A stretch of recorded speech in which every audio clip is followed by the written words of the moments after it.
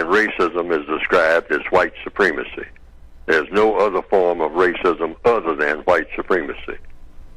The white supremacists will say, like I said earlier, that there are many, many different races of people, and we're racing against something, racing against each other mostly, and all like that.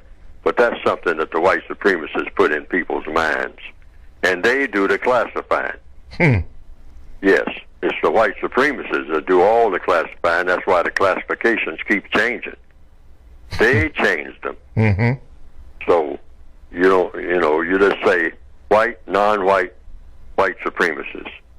And this is what the book is designed to do, get rid of racism, period. And since there's only one form of racism, and that is the system of white supremacy, you just get rid of that and replace it with what? The most logical thing, justice.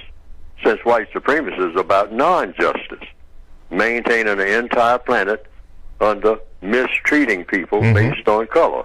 That's not just.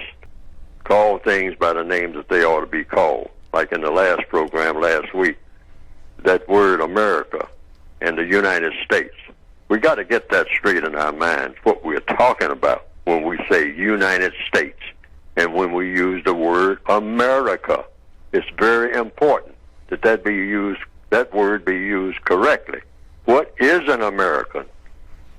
What is not an American? When is an American an American? Is there any such thing as an American? These questions should be answered. You hear slogans like, make America great again. And then everybody starts throwing things at each other and snatching people's caps off if they're wearing one saying, make America great again, rather than, in the codified procedure, ask questions about those 4 words. Make America great again. That's all you really have to do. Just say, okay, I'm with that, or I'm not with that, depending on what you mean when you say, make America great again. So let's get into the question thing. I might have 3 or 4 dozen questions and counting about just those 4 words. We might sit and talk about 6 weeks on what those 4 words really mean when it comes to what? The 9 areas of activity, that's what, and who it applies to, and when, and where, and under what circumstance. What are we talking about here?